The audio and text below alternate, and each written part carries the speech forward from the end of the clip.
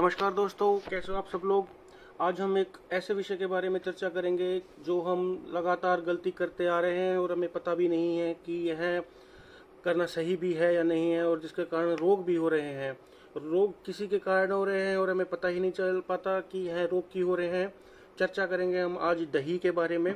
दही हम लगभग हमारी माताएं बहनें अपने बच्चों को या अपने हस्बैंड को या खुद भी रोजाना खाती हैं, लेकिन दही खाने का सही ढंग से नहीं पता। आज से 50-100 साल पहले तो लोगों को पता था, लेकिन धीरे धीरे अब दही एक पौष्टिक चीज के अलावा एक स्वादिष्ट चीज भी बन जाती है, इसीलिए इसको रोजाना खाते हैं। तो सबसे पहले हम दही के गुणों के बारे में चर्चा करते हैं। तो दही पाक में और रस में अम्लीय होती है, ग्राही होती है यानी मल को बांधने वाली होती है, दस्त और कब्ज दोनों में ही इसका उपयोग कर सकते हैं। और यह पचने में थोड़ा देरी करने वाली, मतलब देर से पचती है। और दही की तासीर जो होती है वो गर्म होती है। अक्सर लोगों को पता नहीं होता कि इसकी तासीर कौन सी होती है, या फिर लोगों को लगता है कि इसकी तासीर ठंडी होती है और धड़ल्ले से लोग खाते रहते हैं। गर्मियों में भी भर भर कटोरी दही खाते रहते हैं, लेकिन ऐसा नहीं है, बहुत ही खतरनाक है। आगे और चर्चा करेंगे तब आपको पता चलेगा। यह वातनाशक है।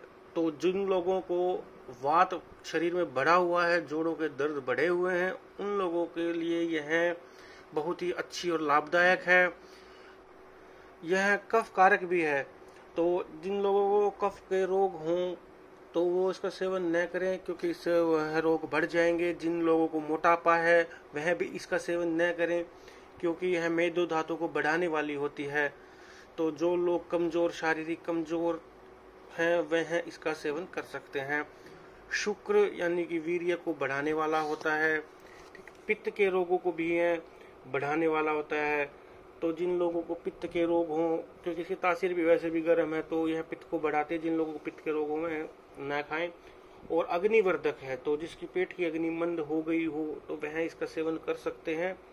शोथ कारक है, यानी जिसके शरीर में सूजन है, कहीं भी इंटरनल या एक्सटर्नल कहीं भी सूजन है, तो वह भी इसका सेवन न करे, वरना आपकी सूजन और बढ़ जाएगी। तो यह वातनाशक है और कफ और पित्त वर्धक है।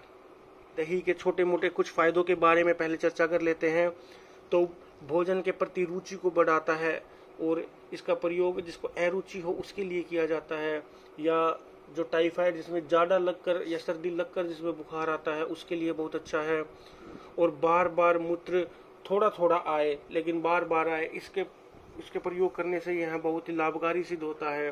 गृहिणी रोग यानी जो संग्रहणी होता है, IBS होता है, उसमें मक्खन निकाला हुआ दही बहुत ही ज्यादा हितकर होता है। तो अब हम चर्चा कर लेते हैं कि दही कब खाना चाहिए और कब नहीं खाना चाहिए। यह विशेष महत्व रखता है। अक्सर लोग रात में, दिन में, किसी भी टाइम खाना खाते समय, खाना खाने से पहले, बाद में खाते हैं, लेकिन ऐसा नहीं है। इसकी एक विधि होनी चाहिए, होती है, बल्कि विधि होती है। तो उसके बारे में चर्चा कर लेते हैं।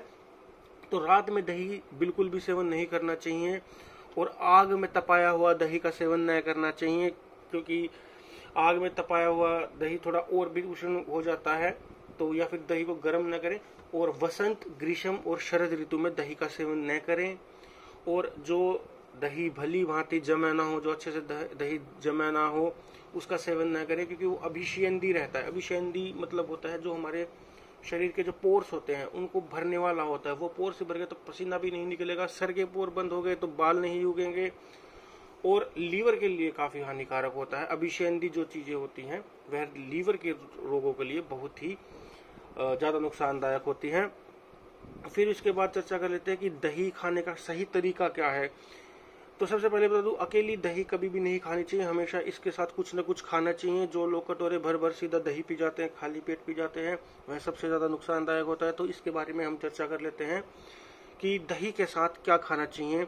तो दही के साथ अकेली दही कभी न खाएं, उसमें कुछ न कुछ मिला के खाएं, जैसे कि मूंग की दाल या उसके बड़े के बिना दही न खाएं। दही में हमेशा मधु यानी कि शहद मिला के खाएं, या फिर घी मिला के खाएं, या फिर मिश्री मिला के खाएं, या फिर आंवलों के बिना दही न खाएं। आंवलों का उसमें चूर्ण मिला सकते हैं, आंवलों का उसमें रस मिला सकते हैं।